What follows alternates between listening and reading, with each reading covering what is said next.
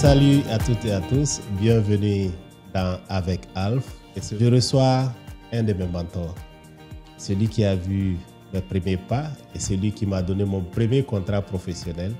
Aujourd'hui, on va parler avec lui à cœur ouvert, à bâton rompu.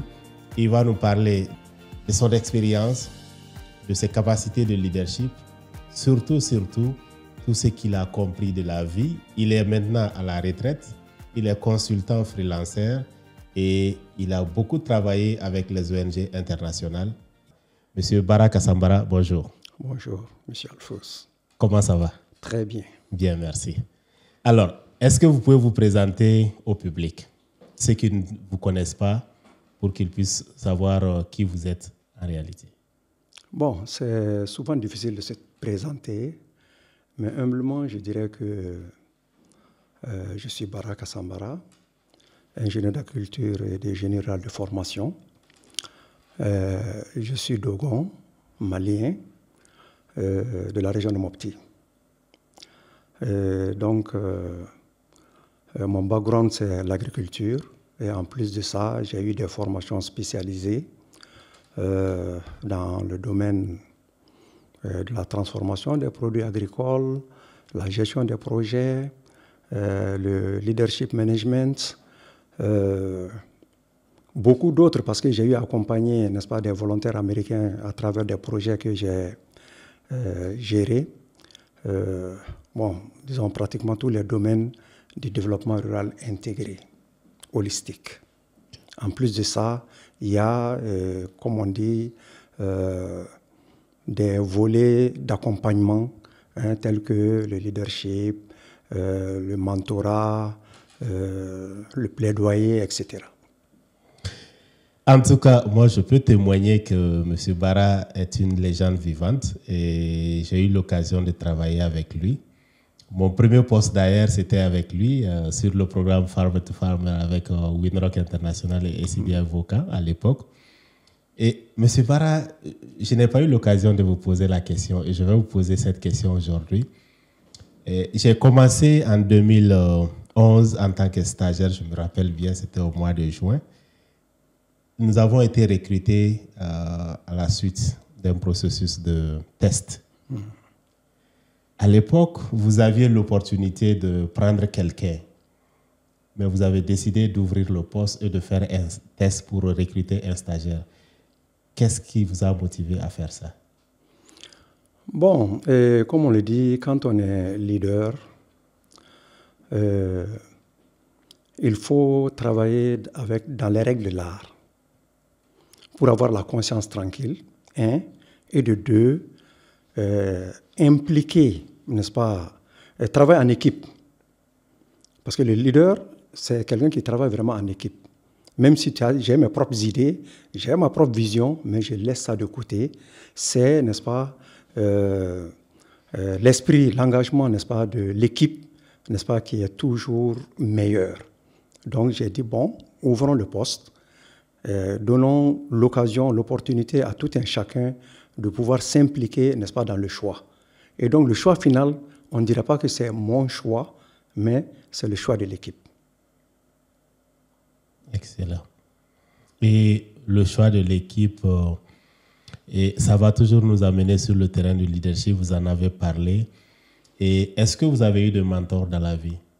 Et si oui, qu'est-ce que vous avez appris de ce mentor? Et en réalité, au cours de ma carrière, j'ai eu des mentors. Mais il y a deux mentors qui m'ont vraiment impressionné. La première, c'est Diane McGrew, qui était le responsable de Farmer to Farmer, donc un programme d'assistance technique volontaire. Cette jeune américaine vraiment m'a beaucoup inspiré. Okay. Parce que tout ce qu'elle faisait, toute décision qu'elle prenait, elle a sa propre vision, elle a sa propre décision, mais elle nous consultait toujours. Parce que pour elle, vous savez, chaque pays, chaque personne même a sa spécificité. Mais quand tu fais le copier-coller ou bien aller globalement, alors tu vas rater. Okay. C'est pourquoi dans le mentorat, ou bien dans la gestion, ou même le leadership, on dit qu'il y a un bâton pour tout le monde, n'est-ce pas, et un bâton pour chaque individu. Parce que quand tu veux diriger tout le monde de la même manière, je pense qu'on va passer à côté. Est-ce que ça me rappelle comment dirais-je, de cette citation qui dit qu'on utilise un bâton pour un troupeau, mais chaque individu a un bâton. Exactement. Et je pense que je me rappelle bien, tu avais l'habitude de nous dire ça à chaque fois. Et gérer les gens au cas par cas, et c'est extrêmement important. Parce que tu avais même l'habitude de dire cette citation de Sékou Touré que... l'homme est un connu inconnu et un inconnu connu. Est-ce que tu peux développer mieux? Bon, cette citation, si je dis que je vais développer, on va passer la journée, mais je serai bref. Ok, d'accord. Quand on dit que l'homme est un connu inconnu, c'est dire que l'homme a plusieurs faciès. Et ça me renvoie un peu à la théorie du moi, n'est-ce pas? La théorie du moi veut que quand tu prends un individu, l'individu change de face, de caractère, de comportement, d'une minute à l'autre, selon les circonstances, selon l'interlocuteur, selon l'environnement. Bon, si je te prends toi, par exemple, j'ai dit il y a un Alfousseni professionnel, c'est-à-dire c'est Alfousseni vraiment dans le cadre de sa profession. Mais même avant, il y a Alfousseni peut-être célibataire, jeune Alfousseni tout court. Tu m'as connu dans les deux cas. Voilà. Donc il y a Alfousseni, je sais qui tu es seul, ton comportement, ta vision, etc. Mais Alfousseni, une fois au niveau du service, c'est un autre Alfousseni. N'est-ce pas? Et même avant ça, Alfousseni dans sa famille, Alfousseni en tant que chef de famille, il y a un comportement que tu as au sein de ta famille qui est différent de tout ça. Et même dans la famille, Alfousseni et madame seule, c'est un Alfousseni. Alfousseni, madame les enfants, c'est un autre Alfousseni.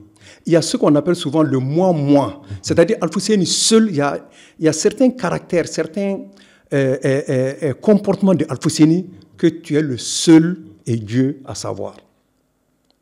Donc, Alfousseni, sur le plan professionnel, Alfousseni au niveau du quartier, là où vous habitez, Alfousseni à l'extérieur, Alfousseni, etc. Tout ça, c'est des Alfousseni. Donc, c'est pourquoi Sékou Touré dit que tout ceci montre la complexité de l'être humain. Donc, pour gérer quelqu'un, pour composer avec quelqu'un, pour collaborer avec quelqu'un, il faut prendre toute cette c'est toujours une aventure. C'est toujours une aventure. Parce que de Alfousseni à moi, nous sommes deux dans le bureau. Bon, peut-être on discute d'une certaine façon, etc. Quand une troisième personne s'ajoute, les données changent. OK?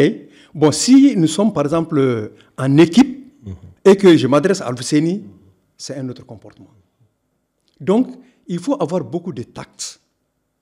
Comprendre, n'est-ce pas, ce jeu pour pouvoir s'adapter à tout moment, en tout cas pour atteindre des résultats probants. D'accord. L'homme est complexe, ou pour gérer un homme, il faut agir avec tact. C'est bien noté, Bara. Et il y a aussi, Bara, je me rappelle bien, tu aimais beaucoup nous entretenir, tu nous donnais beaucoup d'astuces, tu nous conseillais, tu parlais beaucoup de tes expériences de formation. Il y a une histoire qui m'a particulièrement marqué, c'est celle de le contraste entre un chef d'entreprise japonais et un chef d'entreprise africain. Est-ce que tu peux nous parler un peu de cela? Ok, j'ai eu l'occasion de participer à une formation de leadership en France et donc et en Italie, parce qu'on parlait de la communication pour le développement agricole. Et donc, au cours de cette formation, nous avons parlé d'entreprise, on a parlé d'entrepreneurs, on a parlé, etc. Et qu'est-ce qu'un entrepreneur? Pour moi, un entrepreneur ou un businessman, en deux mots, c'est quelqu'un qui satisfait le client et fait un profit. Je n'ai pas de grande connaissance. Chez moi, c'est très court. Il y a des besoins ta définition est assez simple. Simple. Il y a des besoins, des problèmes, n'est-ce pas, que l'entrepreneur doit satisfaire. Et dans cet exercice, alors il fait un profit. Et si tu ne fais pas de profit? Bon, tu peux... Donc, ça définit le type d'entrepreneur. Okay. Parce qu'il y a certaines choses qu'on peut faire, pas du bénévolat, mais on peut faire de façon caritative, etc. Tout ça, ça peut exister. Okay. Mais l'idée est que, dans tous les cas de figure, résoudre des problèmes est le point central. OK. Donc, dans ça, quand on regarde la gestion des entreprises, alors, on a fait la comparaison entre un entrepreneur, entre parenthèses, africain, et un entrepreneur japonais ou en tout cas européen. Et très souvent, quand nous regardons au sein de nos entreprises en Afrique, on n'a même pas, disons, on ne peut même pas appeler les dirigeants là des entrepreneurs, c'est des chefs. Okay. C'est des chefs d'entreprise. Okay. Donc le chef, c'est quelqu'un qui donne des ordres, on exécute sans murmurer, sans broncher. Et il prend l'entière responsabilité. Le chef vient et dit, bon, faites ceci, faites cela, faites comme ça. OK, le chef, comme le chef a dit, on le fait. Le résultat, c'est pour le chef. C'est pour le chef. Et très souvent, alors, c'est la catastrophe. Okay. Mais de l'autre côté, quand on prend un manager, un entrepreneur, mais cet entrepreneur, n'est-ce pas, il a des idées, mais c'est pour la réalisation de ces idées, alors il compose avec d'autres personnes qui sont intégrées, c'est inclusif. C'est vrai que le chef d'entreprise a son idée, mais alors il prend toujours soin d'impliquer, n'est-ce pas, l'équipe pour demander quel est votre avis par rapport à ça, qu'est-ce que vous pensez de ceci, qu'est-ce que vous pensez de cela. Donc, vous voyez par exemple des cas concrets, comme vous voyagez beaucoup, vous voyez qu'avant les cars de transport, à 50 places, mais il y avait deux portières. Il y a une portière où le chauffeur rentrait et l'autre portière pour les passagers. Mais regardez tous les nouveaux cars maintenant. Du côté chauffeur, il n'y a pas de portière.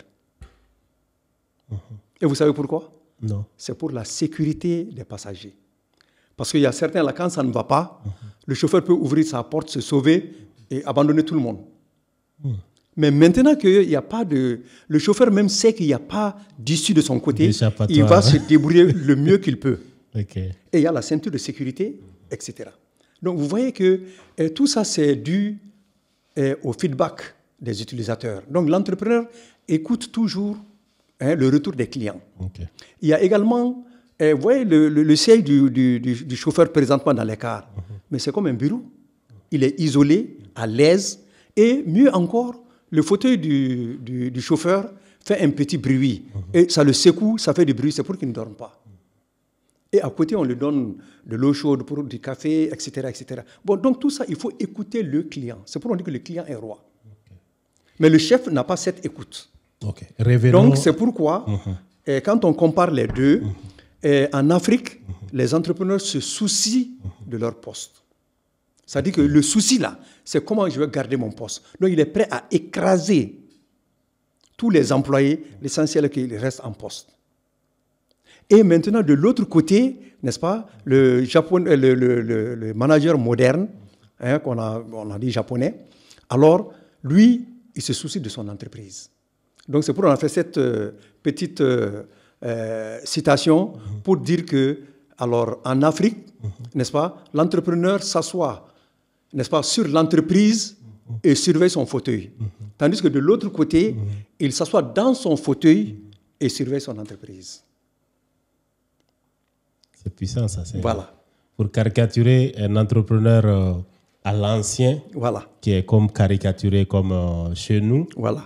Lui, il préfère s'asseoir sur l'entreprise pour surveiller son fauteuil. Clairement. Et de l'autre côté, lui, il préfère s'asseoir dans son fauteuil et il veille sur l'entreprise. Clairement. D'accord. OK. Alors, quel conseil avez-vous pour les jeunes entrepreneurs aujourd'hui qui se réveillent, qui commencent à parler? Je sais que vous faites de la consultation, vous conseillez beaucoup, vous voyagez pas qu'au Mali, vous partez dans d'autres pays de la sous-région pour donner ces mêmes conseils. Quels conseils avez-vous aujourd'hui pour ceux qui vont nous suivre? Bon, moi je pense que Aujourd'hui, quand on veut être entrepreneur, toutes sortes de métiers, toute activité, tout geste, j'allais dire que tu poses, alors, doit recouvrir deux caractéristiques majeures. Alors, avant de poser un geste, avant de faire quoi que ce soit, avant d'entreprendre quoi que ce soit, il faut d'abord apprendre. La connaissance. La connaissance, l'apprentissage. Tu veux être maçon, va apprendre. Tu veux faire ceci, va apprendre. D'abord. Maintenant, en apprenant... C'est regrettable aujourd'hui, les gens ne valorisent les gens plus sont la pressés, connaissance. oui. Okay. Hein? Donc, je ne veux pas faire référence, par exemple, au Coran, mais il y a une sourate qui s'appelle Bakra ou bien Ikra. Lis. Tout ce que tu veux faire là, apprends d'abord. Tu veux faire l'hôtellerie, va apprendre. Donc, va à côté de quelqu'un, un mentor, un centre de formation, tant, pour apprendre, n'est-ce pas, le B.A.B.A. Et ensuite te spécialiser pour éviter de faire des erreurs, pour éviter l'échec. Parce que beaucoup de gens échouent parce qu'ils n'ont pas appris. Et aujourd'hui, avec la nouvelle technologie, l'apprentissage est devenu beaucoup plus facile. Plus facile. Mais, quels que soient les outils d'apprentissage, rien ne vaut l'homme. Ouais. Parce qu'on peut discuter avec l'homme. Mais quand l'homme peut contextualiser, l'homme peut adapter, l'homme peut, mais la machine ne peut pas. Ouais. C'est-à-dire que tu peux prendre les 80% avec la machine, mais les 20% là, l'homme est irremplaçable. Ok. Premier point, apprendre. Et deuxième point. Deuxième point, quand tu mets en place une entreprise a deux objectifs. Le premier objectif, ça c'est l'objectif de production, n'est-ce pas, ou de service de l'entreprise.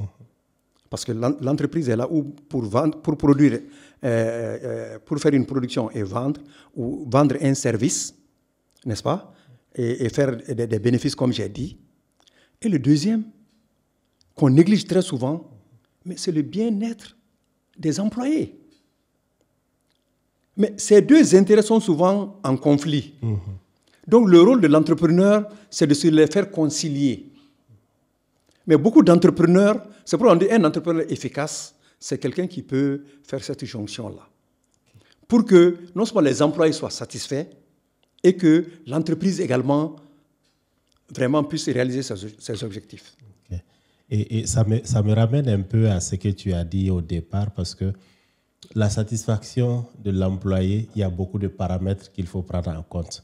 Donc l'entrepreneur doit prêter attention, ou le chef d'entreprise doit prêter attention à chaque détail au niveau de son entreprise pour pouvoir satisfaire tout un chacun. Oui. Merci beaucoup, Bara. On va évoluer sur tout un autre chapitre, Bara. Okay. Et j'ai eu l'occasion de travailler avec toi. Et je sais que tu es un autodidacte. Tu as appris l'anglais et tu résous tes problèmes en anglais. Comment tu as fait pour y arriver, pour être un autodidacte?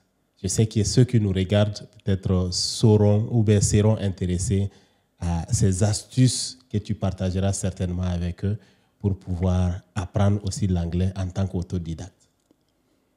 Bon, je pense que le secret est très simple. Ça résume ce qu'on dit, qui veut peut. Okay. Qui veut peut. Ça reste une citation. Maintenant, comment mettre en pratique? Très bien. Donc maintenant, moi, vous savez, depuis mon bas âge, les classes primaires, là, j'avais fixé comme objectif, moi,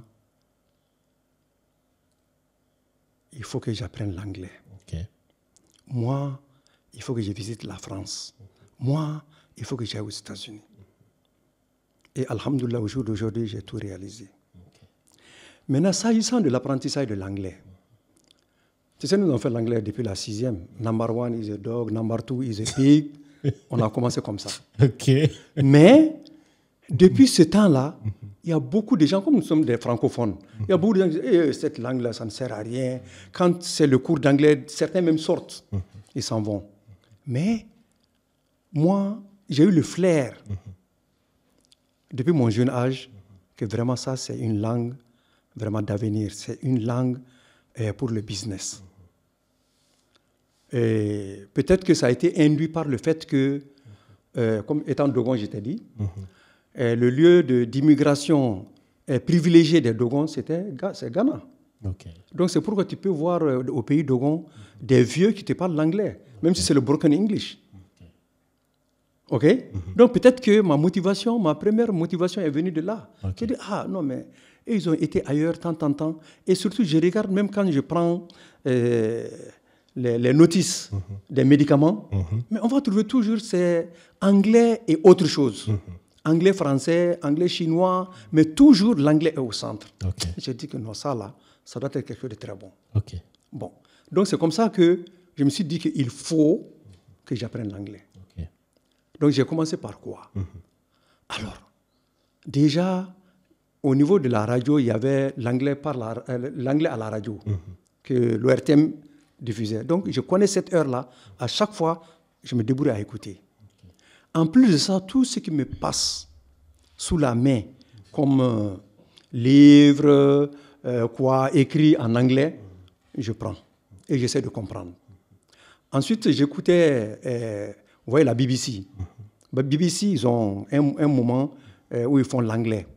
Et mieux encore, comme j'aime la musique, je me suis intéressé au rock'n'roll. N'est-ce pas? Et ensuite, au blues, n'est-ce pas? Et finalement, le reggae est venu. Quand le reggae est venu avec, n'est-ce pas, et surtout Bob Marley qui a et Jimmy Cliff, les Peter Tosh, etc. J'ai dit, ça, c'est pas notre époque. Voilà. Et il y avait des groupes africains, les Black Ourou, mais qui sont vraiment... Je dis que mais, les gens s'intéressaient au rythme, dansaient, mais non, moi je veux savoir qu'est-ce qu'ils disent. Qu'est-ce qu'ils disent. Donc je me suis débrouillé à écouter. Et fort heureusement pour moi, il fut un moment, alors il y a une compagnie de production de cassettes qui s'appelle Billboard. Donc Billboard, la cassette est plus chère, mais ils écrivent la musique là-dedans. Vous voyez, si la cassette ordinaire était 500, une cassette de Billboard faisait 2500. Mais tiens-toi bien, je n'aime pas les 500 là. Je paye les 2500. Et quand j'écoute la musique là, j'ouvre le papier qui est à l'intérieur. Donc je regarde ce qu'il dit, Ah, voilà. Donc ça m'a facilité beaucoup les choses. Donc en plus de ça, bon, tout ce que je gagne sous la main, et surtout quand j'ai l'opportunité, n'est-ce pas, de rencontrer quelqu'un qui parle l'anglais, ah non, je m'accroche. Même si tu me parles autre langue, je dis non, let us speak English. Let's speak English, Mais donc les choses sont parties très vite. Et ainsi, quand il y a eu l'appel d'offres de Windrock International, mais j'ai dit que, mais tiens, ça c'est une autre opportunité pour moi. Et voilà, le tour est joué. Bara, dans cette histoire, j'ai détecté un certain nombre de choses que je voudrais highlighter ici ou mettre l'accent sur. La première des choses, j'ai appris dedans qu'il faut de la discipline. Et la motivation est certes importante, mais à un moment donné, on ne peut pas rester motivé tout le temps. Donc, il faut de la discipline. Donc, si vous voulez apprendre l'anglais ou toute autre chose, il faut la discipline. Et une autre chose que j'ai tirée dedans, c'est l'investissement. Oui. Parce que vous avez voulu acheter 2500 contre 500 francs. Pourquoi? Parce que la connaissance a un prix. Et si vous voulez avoir de la connaissance, il faut investir dans la connaissance. Le savoir n'a pas de prix. Donc, ce sont les deux choses que j'ai pu tirer dedans. Et aussi, il y a autre chose peut-être que je vois, c'est créer l'environnement. Oui. Vous avez créé l'environnement et en créant cet environnement, vous avez eu accès à ces ressources-là à travers la radio, que ce soit BBC ou l'ORTM, à travers la musique ou à travers d'autres personnes. Donc, je comprends qu'il faut créer un environnement. Si tu veux réellement arriver, chercher de la connaissance, il faut créer l'environnement et aller dans ça. Absolument. Est-ce que tu as autre chose à ajouter aussi? Non, je dis qu'il faut... on ne peut pas progresser, on ne peut pas être un entrepreneur si on n'investit pas dans sa propre formation. C'est capital. Parce qu'aujourd'hui, la technologie, les techniques, les choses évoluent en vitesse exponentielle. Donc maintenant, si tu ne t'y mets pas, mais tu seras au bas-côté. J'aime souvent dire à mes amis maintenant que, vous savez, il y a 3 sortes d'analphabètes. Le premier, c'est celui qui n'a pas été à l'école du tout, qui ne sait ni lire ni écrire. Le deuxième analphabète est celui, n'est-ce pas, qui maîtrise seulement l'outil informatique. Je sais prendre mon ordinateur, je sais faire ceci, Excel, taper, etc. Mais tu es encore analphabète, entre parenthèses. Et le troisième, moderne maintenant, c'est celui qui ne maîtrise pas l'intelligence artificielle, les outils d'intelligence artificielle. Voilà. C'est vrai que tu as toujours été un vieux quand même que je considère à la page parce que je me rappelle bien quand on était sur le programme, à chaque fois qu'il y avait un gadget qui sortait, tu achetais toujours. Tu avais toujours la dernière génération de gadgets. Pourquoi se mettre toujours à la page, Bara? Pourquoi c'est important? Oui, mais j'ai dit les choses évoluent. Prenons tout de suite ce que je viens de dire. J'ai dit que le troisième analphabète, n'est-ce pas, est celui qui ne maîtrise pas l'outil, les outils d'intelligence artificielle. Mais regarde, si aujourd'hui tu maîtrises l'informatique, tu fais ton rapport, tu t'assois, tu tapes, tu fais des recherches, copier-coller, etc. Mais aujourd'hui, avec l'intelligence artificielle, le temps que tu mets dans ça, 1 heure, l'intelligence artificielle te le fait en 45 secondes. Et mieux, en un clic, ça fait le tour du net pour collecter toutes les informations utiles. Mais si toi, tu dois le faire, mais tu vas visiter beaucoup de sites. Bara, je sais que j'ai travaillé avec toi, comme je le dis depuis le début, et je sais que tu es très discipliné et très ponctuel. Quand Bara te dit, je serai là à telle heure, rassure-toi, il sera là à cette heure-là. Pourquoi cette discipline de ponctualité chez toi? Et quel conseil tu as à la jeune génération par rapport à un certain nombre de valeurs? Bon, je pense que j'ai simplement adopté l'adage anglais qui dit « time is money ».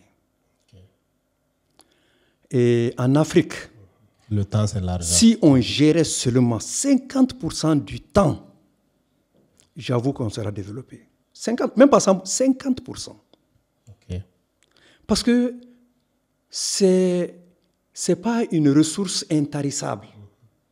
Beaucoup de gens pensent que le temps, non, j'aurai le temps. Non, c'est pas vrai. C'est pas vrai. Il faut gérer le temps. Et c'est le temps qui permet, n'est-ce pas, de pouvoir réussir dans beaucoup de choses qu'on fait.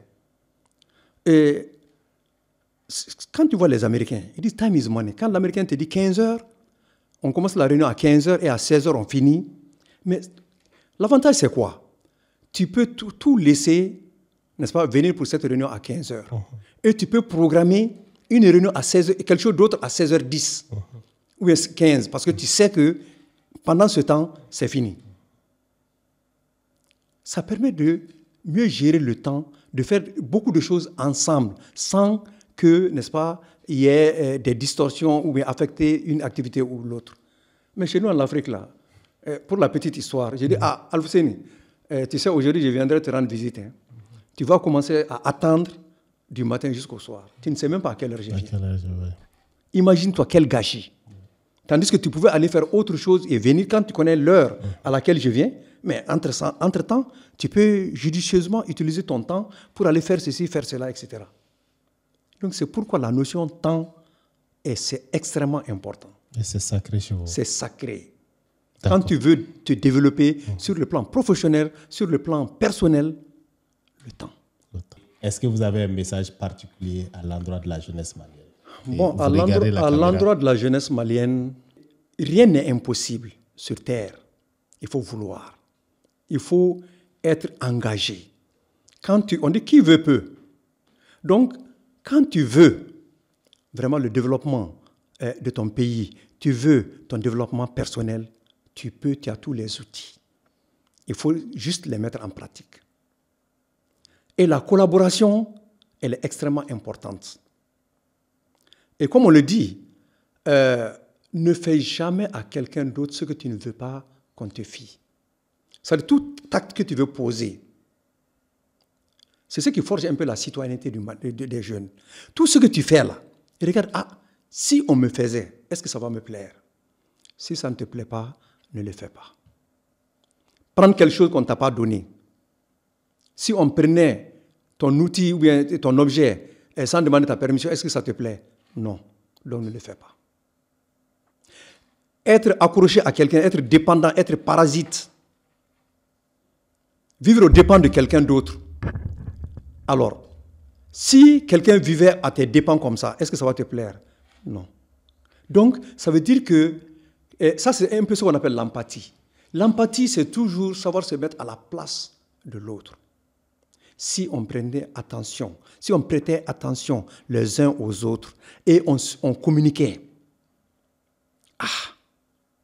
la communication vient. La communication est la clé, une des clés, sinon j'allais dire la clé principale de la réussite. Et j'ai dit aux jeunes, quand vous communiquez, il faut toujours que vos messages, ou bien ce que vous dites, revêt la trilogie de la communication. Okay. Trilogie veut dire quoi? Premièrement, ce que tu dis doit être vrai. On peut le vérifier tant. Tout ce que tu dis, ça doit être vrai. Si ce n'est pas vrai, ne le dis pas. 1, ce n'est pas suffisant. 2, ce que tu dis, est-ce que c'est utile? Donc ce que tu dis, ça peut servir à décanter une situation ou bien à servir quelqu'un d'autre tant. 2. Troisièmement, est-ce que c'est opportun? Est-ce que c'est le moment de le dire? Est-ce que c'est le lieu de le dire? Donc, tu vois, ces 4 critères, les 2 sont mais les 3 critères-là doivent aller ensemble. Si l'un n'est pas bon, tout le reste est gâté. C'est comme quand tu as une bouchée d'arachide et qu'il y a une mauvaise graine, tout est à jeter. Donc, ça veut dire que des fois, tu peux avoir une information qui est vraie, une information qui est utile, mais il faut toujours attendre le moment opportun et le lieu pour le dire. Sinon, c'est foutu. Donc, tu peux jongler là-dedans, mais les 4 sont intimement liés. Les 3. Il ne faut pas qu'un manque. Si un manque, ça veut dire que ce n'est pas bon. Voilà, donc c'est grâce à la communication, n'est-ce pas, que même si on a des idées, on a des valeurs à partager, c'est grâce à la communication. Sinon, on peut avoir les mêmes idées, mais peut-être la façon de faire, si on ne se parle pas, mais c'est pourquoi on dit il faut jamais interrompre la communication, tant dans nos foyers, nos lieux de travail, etc. Partout là où les gens se parlent, il y a toujours une solution. Et regarde en Occident, ils sont en train de faire la guerre, ils se tirent dessus, mais ils se parlent. Mais nous, les Noirs, on est émotifs. C'est ça le grand problème. Il faut laisser l'émotion et travailler avec l'esprit. Voilà. Merci beaucoup, Bara. Ce fut un moment. Vous avez un dernier mot? Non, vraiment, tout le plaisir vraiment est pour moi. Et c'est pour vous dire que je vous suis en ligne. Et je ne suis pas surpris, vous connaissant. Et vraiment, je pense que c'est le maillon manquant, comme j'ai dit, à cette chaîne de développement professionnel et personnel de la nouvelle génération. Et la nouvelle génération a besoin d'entendre, de comprendre, de se former, pour en tout cas participer pleinement, n'est-ce pas, au développement socio-économique, culturel, politique, religieux de nos pays. Pour dire que la jeunesse doit avoir confiance en elle et travailler. Travailler. Aimer le pays, travailler. Le patriotisme. Parce que quand tu aimes ton pays, non, je dis quand on aime son pays, le tour est joué. Il n'y a aucun pays au monde qui s'est développé sans le patriotisme. Donc, alors la nouvelle génération, avoir confiance en eux, savoir que personne ne va construire ce pays à leur place. C'est à eux qu'il appartient de le faire. De ne pas faire des remarques, des remontrances à les vieux. Non, laissez tout ça tomber. Progressons. Corrigeons les lacunes et avançons. Et c'est extrêmement important. Et surtout collaborer. Et je pense qu'avec la confiance en soi, l'estime de soi, l'amour du pays, le travail, c'est fini. Le tour est joué. Le Mali sera comme, je ne sais pas moi, tous les pays qu'on envie. Voilà. On a toutes les ressources. En tout cas, merci beaucoup, Bara, pour ce temps passé avec nous. Et comme je le disais à l'introduction, Bara était mon premier patron et j'ai travaillé avec lui, je le connais. Et c'est quelqu'un qui n'a jamais cessé de nous conseiller et de nous dire il faut travailler, il faut avoir des valeurs et surtout, il faut avoir confiance en soi. Tout ce qu'on est en train de faire, si tu ne te fais pas confiance, qui va te faire confiance? Donc, c'était nous, l'équipe avec Alf, pour vous partager ces moments-là. Et on dit merci à Bara et surtout, merci beaucoup. Merci. Et à très bientôt. Merci. Merci beaucoup. En tout cas, à chaque fois que je peux faire quelque chose, je n'hésiterai pas. Merci beaucoup. La promesse est tenue. Et si vous avez besoin de Bara encore pour parler d'autres choses, n'hésitez pas à nous laisser des commentaires et on va le ramener, on va le rappeler, il va venir partager ces moments avec nous. C'est une mine d'or, c'est une bibliothèque vivante et on sera toujours heureux de le recevoir et de partager ces moments-là avec vous. Merci beaucoup et à très bientôt. Bye bye. Merci.